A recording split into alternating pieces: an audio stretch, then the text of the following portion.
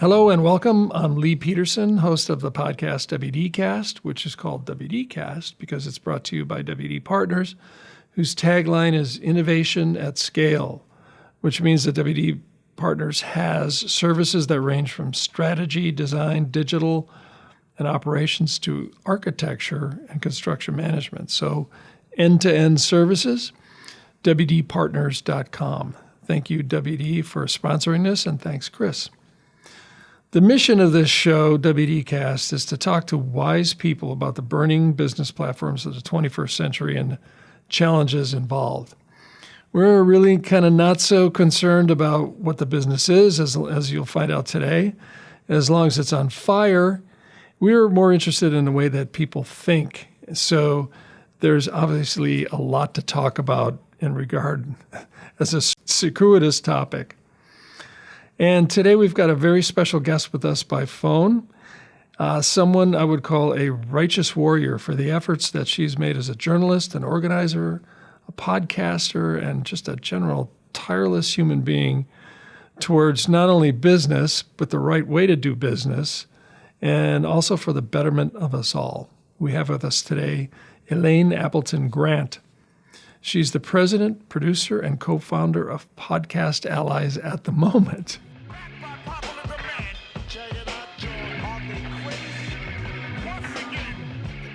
Hello, Elaine. Thanks for joining us today. How are you today?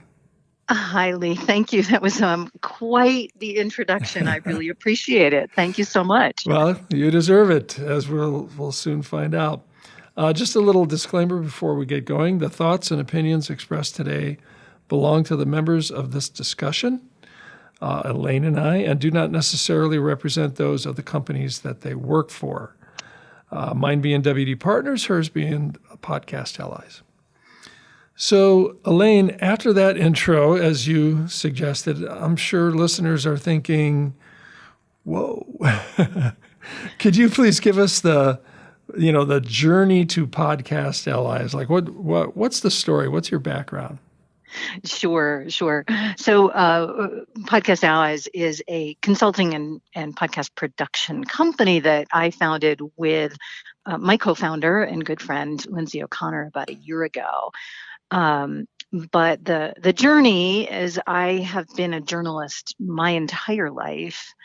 I spent about 20 years in magazines, including quite some time ago being a senior editor at Inc. magazine, which, it was, I like to say, still is the Bible of entrepreneurship.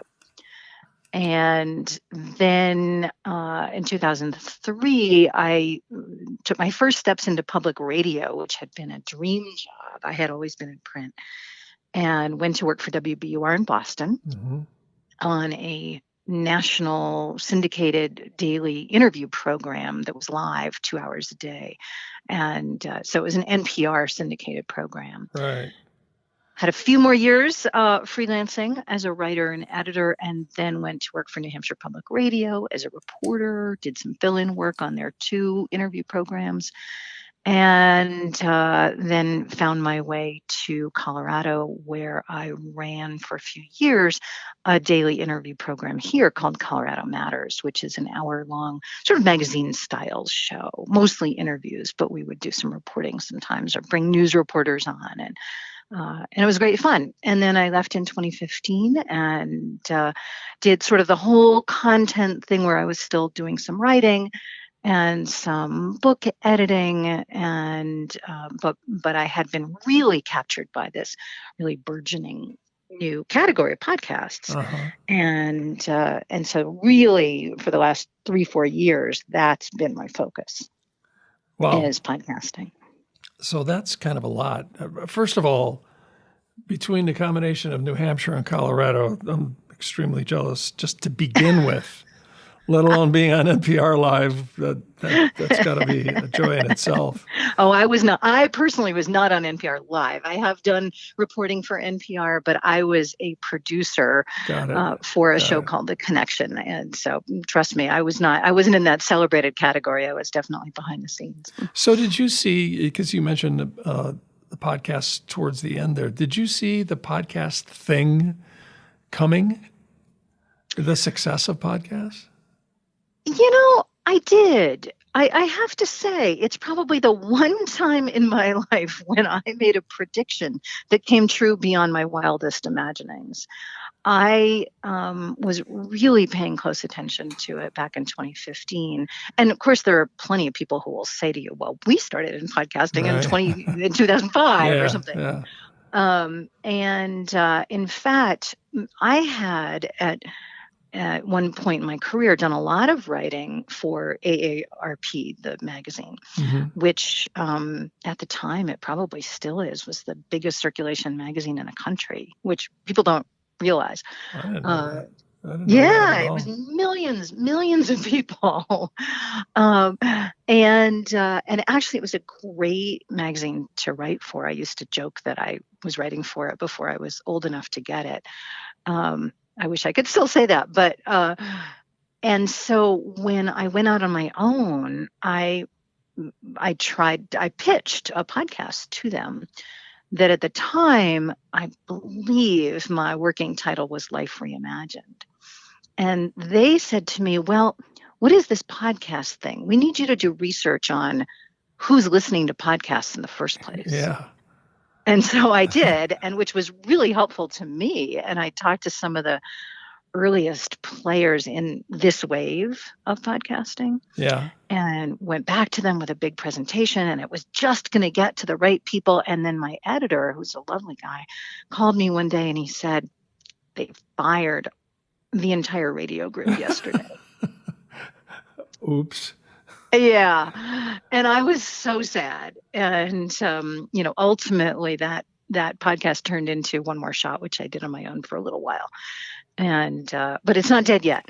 And, so I think I saw it coming, but, it was a pretty rocky beginning a few years ago. It's kind of interesting too, because podcasts sort of, taking the place of radio. Like if you get in your car, you want to listen to somebody interesting talking about something or a topic that you're interested in. Whereas radio now, it's hard to listen to because 3/4 of it is advertising. I mean, it's the way they make money. I get it, but then can you just play me a song or something? But it's also I've always found it interesting. One of the things I used to love as a kid the most was listening to baseball games when you're in a car, and it's because the announcer is describing something to you, and you're sort of driving by rote, but you're picturing this game happening, and it's kind of the same with podcasts, really, right? That is absolutely true. In fact, the way we at Podcast Allies approach podcasting is very much through that public radio experience. And what people in public radio will always tell you and have always said is that it's theater of the mind. Oh, good. So what you're trying to do is always paint a picture. And, right. And the picture's different in everybody's mind, but you're trying to bring somebody there. And that's part of what makes it so much fun. And, the more successful podcasts, I think, do that. Yeah, they do. So speaking of painting a picture, you've been a freelancer, entrepreneur just about your entire professional career, correct? Well, I like to say I've gone back and forth from one side of the desk to another. So I was a magazine editor a lot, working for, various media companies. And then I would go out on my own and be a freelance journalist and editor working for those editors. And so it was kind of helpful, actually, because I understood what the other person needed all the time. Yeah.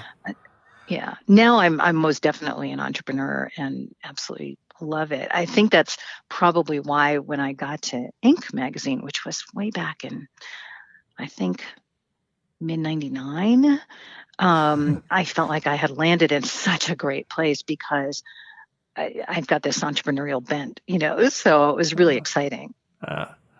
And for all the freelancers out there, because Columbus, Ohio, for one, as well as the gig economy, what's the key to making? What do you think is the key to making freelance work, especially for some kind of distance? There's a lot of people that in between jobs they freelance. for 6 months, and then they get a job and then they forget about it. But you've seemed to make it work for quite some time. Is there anything that you really kind of focus on to make that work? Yeah, I don't know how intentional I've been about it. It might just be a little bit of my personality, but it is very much a relationship-based career way of operating. And so I think keeping those relationships going is enormously important. Treating your clients like real people, as opposed to just a business transaction. That's a good one. So that's, yeah. The other thing is utter reliability. And not that things, life doesn't get in the way sometimes, but when it does, communicating really, really well. So, your child gets sick, you're going to be late on a deadline. You don't just let the deadline go, you communicate immediately because people are relying on you. So one of the things that I've been pretty proud of is I write and produce this podcast called Business Wars Daily for Wondery, which is, I believe, the largest independent podcast network in the country right now. And I just got up to number 375 last week. Wow. I've never missed a deadline. I've been a little late at night, I admit it. So is that once a week, or is it daily, or? It's 5 days a week. Whoa. It's every morning. They're short. It's not like this podcast. They're about 4.5 minutes. Oh. But they're about a different business rivalry every day of the week. So I'm good at cocktail parties. I know a little bit about a lot of things. Give us a little bit of a lay on the land on that one. I think that's super relevant, especially nowadays. Oh, thank you. I appreciate that. Well, about a year and a half ago, I got the opportunity. Wondery was looking for a business writer, someone who had audio experience, which I did, to write and produce a spinoff of their very successful podcast, Business Wars. So Business Wars is way at the top of the charts most of the time. Oh, really? Yeah. In fact, a mini series of Business Wars just came out called We Crashed, which I believe I saw on Apple yesterday was number 1. We Crashed? We Crashed. It's the story of WeWork. Oh. Got it? Yeah. WD Partners, we work with WeWork, actually, so quite familiar. Well, you might want to listen to this. Yeah. Then. I haven't listened yet. It literally just came out last week. So David Brown is the host, and Business Wars is a long form series. And so they might do, 4 serialized episodes on the history of an iconic business war. So Ford versus GM and Blockbuster Pepsi, versus Coke, Netflix, type of thing. Pepsi, Coke, McDonald's, Burger King, etc. And it's enormously successful.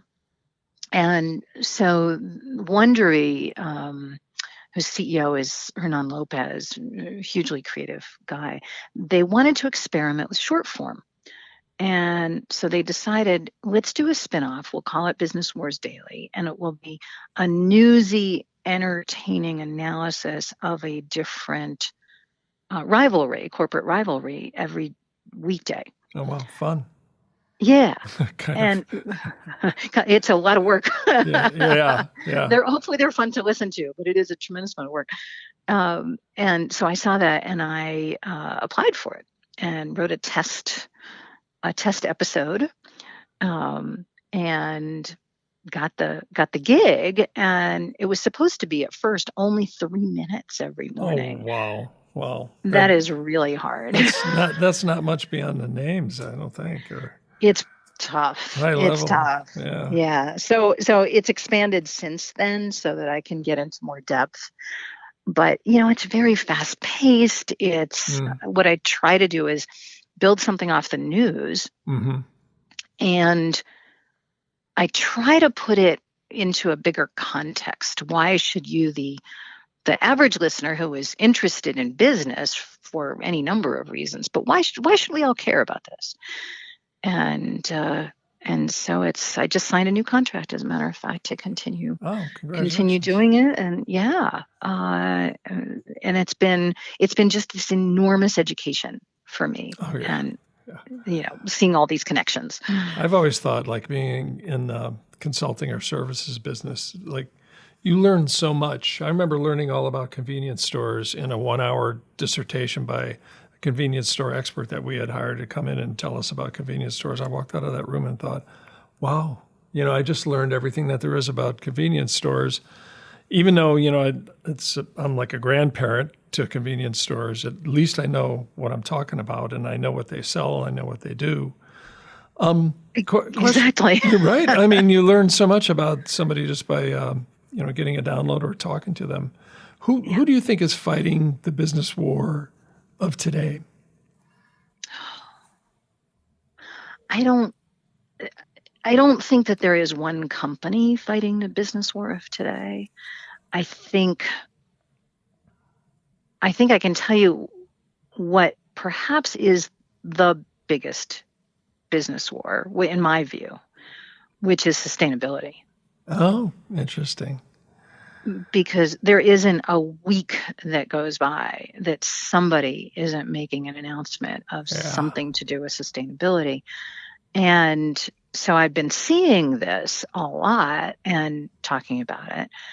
And then, about 3 weeks ago, BlackRock, which is the world's largest investment firm, made its announcement that it's putting sustainability at the center of its investment strategy. Wow. Not because they're altruists, but because they don't want to anymore take on the financial risks of companies that aren't paying attention to climate change. Wow. That to me was an enormous game changer. And of course it made press everywhere. But it's still under the radar, I think. I mean, it's the kind of thing we hear more about deniers, I think, than we do about that type of initiative. Wow. I think we're going to see more and more and more of this. And part of the question, of course, is when companies come out and say, well, we're pledging to do this or that. First of all, is the this or that the right thing to do? And people will disagree. But are they actually being honest? And of course, BlackRock is themselves.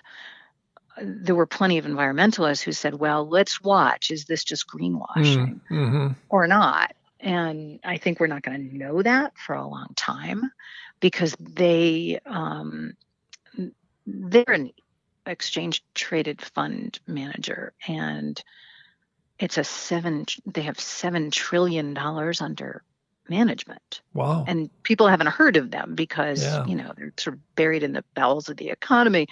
And so that means that they actually play a role, according to the Wall Street Journal, in millions and millions and millions of retirement accounts. Oh, wow. So we all have something to do with BlackRock, even if we don't know it, which most of us don't. Yeah. So, the fact that they came out and said this is great. But now, what are they going to actually change is, I think people should be watching that very closely. But as a result of that, what they're saying is we're going to take very, very hard looks at companies that don't have plans to deal with climate change and get their emissions down and so forth. That's really interesting. I think, I don't know, I wasn't expecting that at all. I know it's a big thing and it is an initiative for almost every company we work for. But like you say, where do you see it? Like, for example, Walmart will they've painted all their roofs white. So then they become more sustainable, which they say then they can lower prices to customers because they pay a lot less electricity. And the amount of electricity it reduced from having white roofs, by the way, is astounding. But it's things like that across the board, I think, that are going to probably make a big difference. So let's hope the $7 trillion goes the right direction. Yeah, exactly. And they, they're sort of a de facto, in a way, a policymaker, because if you want funding, then So in a way, I was happy to see that someone who is not an altruist, is not an idealist, is saying, we got to do this for financial reasons. I think that's actually really, really good news. Where the political system is stuck on that and rarely even discuss the topic, but then underneath the undercurrent of it all is that the money is moving towards there, which in this country means everything, really, including politics. Yeah, it really does. And of course, it's a piece of virtually every big company's marketing platform now, which is why, we do need to pay attention to greenwashing, but it's every day I see stuff. So in terms of hot buttons, one last question here on that, like artificial intelligence. When you talk about business wars or even some of the things you've done for One More Shot or Tattered Covered, do you talk about that? Do you see AI as kind of an issue going forward? I would say I certainly see it when I'm working on Business Wars Daily, because more and more companies they're introducing it in ways that we kind of don't notice, when Google pops up and says, do you want to say thank you or sounds great to the person who's written to you? That's AI, obviously, and they're reading our stuff. Yeah. But also, I wrote a piece a week or two ago after the Consumer Electronics Show that, I don't know if you saw this news, but Toyota has plans to develop what they're calling a living laboratory, the city of the future, right near Mount Fuji in Japan, on the site of an old factory. And it's going to house 2,000 people. And it's all going to be, talk about the future. The homes, which they say are going to be completely zero emissions, are going to have robots in them, and they'll be AI enabled. So the robots will schedule your trash to be taken out, and there'll be some form of AI that's going to help you stay healthy. So Toyota says. They didn't specify what that's going to look like, but keep track of health data and whatever. Wow. They're also, which was really fascinating about Toyota, this city of the future has no cars with drivers in them. So they'll have 3 different kinds of roads, and the road where cars will be allowed to operate will simply have autonomous vehicles, and they'll be used just for delivering goods to you. Wow. And then a second tier of road will have what they call personal mobility transportation. So scooters and whatever they're developing that we can, motorcycle-like things, except for that, again, everything's zero emissions, and using hydrogen fuel cells and electric engines and things. And then a third kind of road will be only for pedestrians. And so, it's all going to be fueled by robotics and AI. And I think when you look at companies like that are going, well, who knows? Like, how long is this all going to take to happen? Yeah. But they're looking out to the future at a time when, say, the auto industry is planning for a future where there aren't any drivers. Then you have to have AI. Right. It is right? AI. It is because you have to have smart roads and smart infrastructure to make that work. So I do think it's an issue. When it comes down to, say, One More Shot, which is the podcast that you referred to,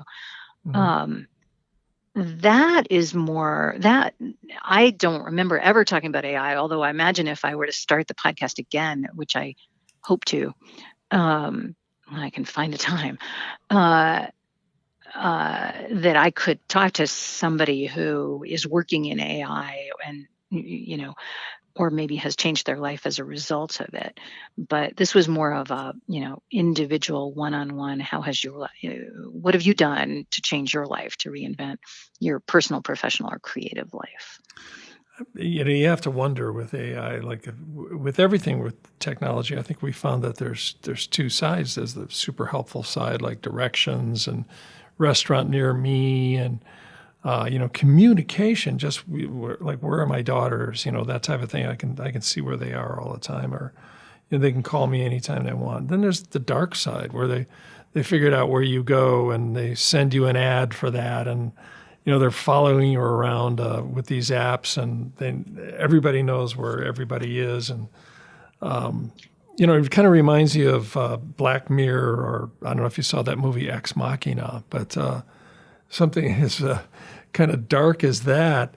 And it seems like there's two sides to that. I just hope we stick to the good one as much as possible. Like everything you describe for Toyota is really fantastic, actually. It's fantastic, but yeah, but they know that I just went to the bathroom or something like irrelevant like that, or they heard us talking about painting a room, and the next thing you know, like some paint shows up at the doorstep, and they charged me for it. Or absolutely. In fact, I want to do a monthly column for magazine based on the trends that I see over the previous month in doing Business Wars Daily.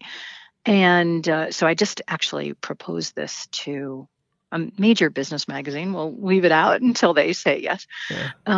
And mention just a few of the trends that I saw just in January. So this is really, really recent. And, one is this more and more fear about privacy and security, and for very good reasons, right? So Ring, the security system that's owned by Amazon, got hacked into, and 23andMe, the at-home genetics company, they just had to lay off 100 people because sales are down because of privacy concerns and realistic privacy concerns. And then you look at a trend that's coming, which is voice-enabled e-commerce in cars. Do you know much about that? Yeah, that's going to be enormous.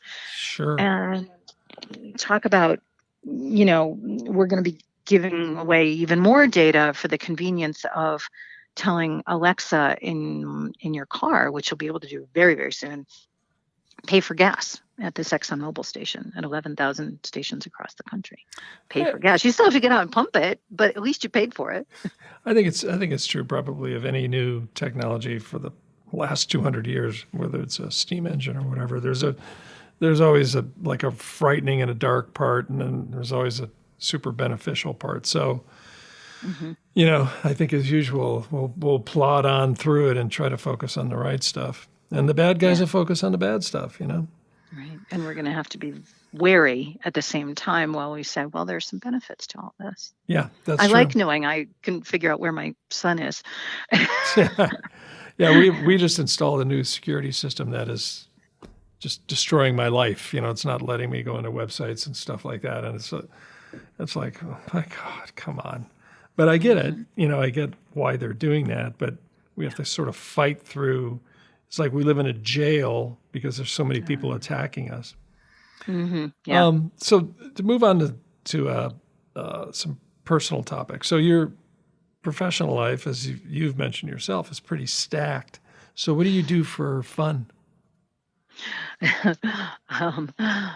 True. And I do have to fight against working too many hours. It's sort of an ever-present problem with me. It kind of embarrasses me, actually, because I think the days when saying you're busy is a status symbol are over. Now it just makes you look like you can't manage. Right. Yeah. So I do fight against that. As you mentioned, I went from New Hampshire to Colorado, and I love the outdoors. So my partner and I are big hikers. He's a fisherman and loves fly fishing. And so we go to beautiful, beautiful places in Colorado when we can. I love kayaking. Winter's not my favorite. I'm not a skier, I grew up with books, and I'm a writer, and I love to read. And then the other thing that I really enjoy, a long time ago, I read the book The Artist's Way, Julia Cameron. Oh, yeah. It was a huge bestseller. And I think I just sort of absorbed this. So she's got a couple lessons for creatives, and one of them is sort of filling that creative well every week, going on what she called an artist date, which means you go by yourself and you go do something unusual, right? Right. Yeah. And I don't do that as a weekly practice, although it would be great if I did. But my business partner, Lindsay, and I we've started this new tradition when we go on business trips. We try to leave a few hours, even if it's in the evening, to do something different or cultural or fun.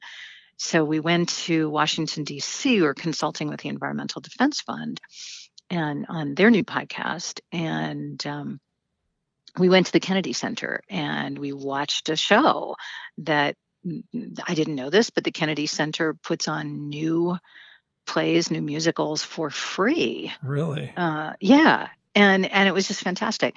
We just came back from Chicago last week and we went to the American Writers Museum, which is brand new. It just opened in November and we had a fabulous time.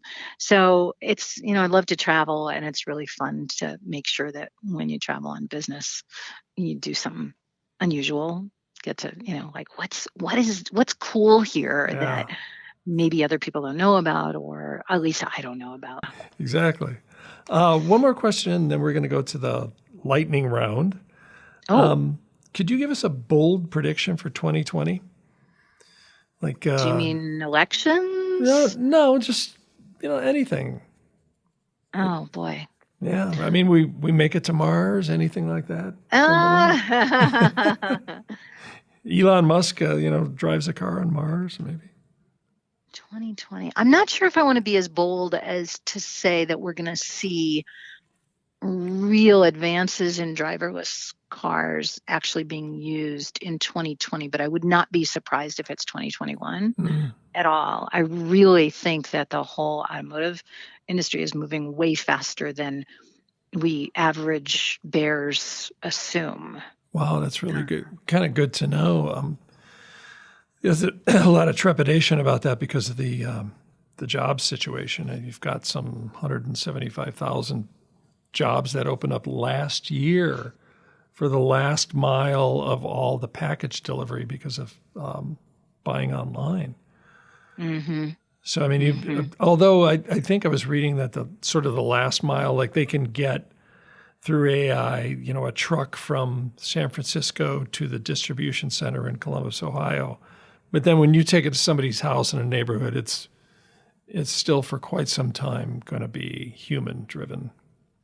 I think that's true because you need the smart city infrastructure to make driverless cars work. And that's going to go to the main metro areas and highways and stuff first. It's not going to come to my little neighborhood in Castle Rock, Colorado for a long time. Yeah. Well, even New York, there's so many nooks and crannies, my God. Yeah. But I don't want to go so far out as to say that this is going to happen in 2020, but I think that we'll start to see little nooks like, this city is doing, has some driverless cars for real. I think it's going to creep in and then all of a sudden it's going to be everywhere. My wife says I'd never ride in one, and I'm like, I would in a minute, compared to a lot of cab drivers. You're right. Okay, so lightning round. Are you ready for this one? I'm going to ask you something, and I just want you to tell me what you think. The first thing that comes to your mind. Sure, I'm totally ready to embarrass myself. Okay, New Hampshire versus Colorado. Who's the winner? Oh, well, if I say New Hampshire, my partner is going to kill me. Tell the truth. A lot of pressure. That's a lot of pressure. That is a lot of pressure. Colorado for the weather and the people are wonderful. New Hampshire, I lived in a house that was built in 1792, surrounded by thousands of acres of conservation land. You can't beat that. Yeah, that's a tough one. I split the difference. I'm sorry. Okay. So you're running for office in New Hampshire? Yeah. Legalization. Of pot? Yeah. I mean, you live in the place. Yeah. You're going to hate me because I'm going to split the difference on this one too. So I am for it because I think that there are loads and loads of people who have been imprisoned because of weed possession, and that's really bad. It's particularly bad when it comes to, African American population. Yeah. And I mean, that's a much bigger discussion. So I'm for it because of that. I will tell you personally, I hate it. And had I been in Colorado when that vote was happening, I would probably not have voted for it. It's everywhere in Denver. It's really affected our kids in very bad ways. Oh, yeah. Really bad ways. It's become normalized. And here's the thing that really makes me angry about it. And that is that now you have a lot of, frankly, white, mostly men, who are getting all kinds of private equity money and starting quote unquote cannabis companies and making loads of money, where there are all kinds of Black men and women who were sent to jail for, selling a couple of joints, and are still there. That, as someone who really cares about civil rights, absolutely, the hypocrisy makes me crazy. Chris Rock once famously said, pot has been legal for white people for a long time. Exactly. And now who's making a ton of money off of it? Yeah. It's just infuriating. And just the whole thing of like, oh, we're in the cannabis industry. It's just a bunch of... So you hit a nerve. Yeah. Privacy. What's the question? First thing that comes to your mind. Oh, first thing that comes to my mind is probably what comes to everybody's mind, which is it drives me crazy when I see ads on my Facebook feed for something that I was just talking about. And, it makes me wonder, how much do they really know? It's an awful lot. And that worries me. Yeah, I've seen activists that want to get consumers or large companies like Google or whatever to charge or to pay people for the data and actually create a new economy. It seems like a valid idea, but things move pretty slow when it comes to that. It does seem like a valid idea, though. Yeah. I mean, you're going to get all my data, can I give you some money for it? Well, sure. But if not, don't take my stuff. Right. Okay, favorite food? Easy favorite one. Food. Homemade bread right out of the oven. Ooh. Yeah, it's making me hungry. It's lunchtime here. I didn't have breakfast, so it made me hungry. Okay, one last one. And you are addicted to? Reading. I'm addicted to books. I love libraries. I'm with you on that one. I have a room in my house that is now getting piled up. My wife's looking at me like, what is going on here? I have a podcast for you, by the way, if you love books. Yeah? I listen to this podcast that I love. It was actually suggested to me by a literary agent. It's called Currently Reading. Ooh.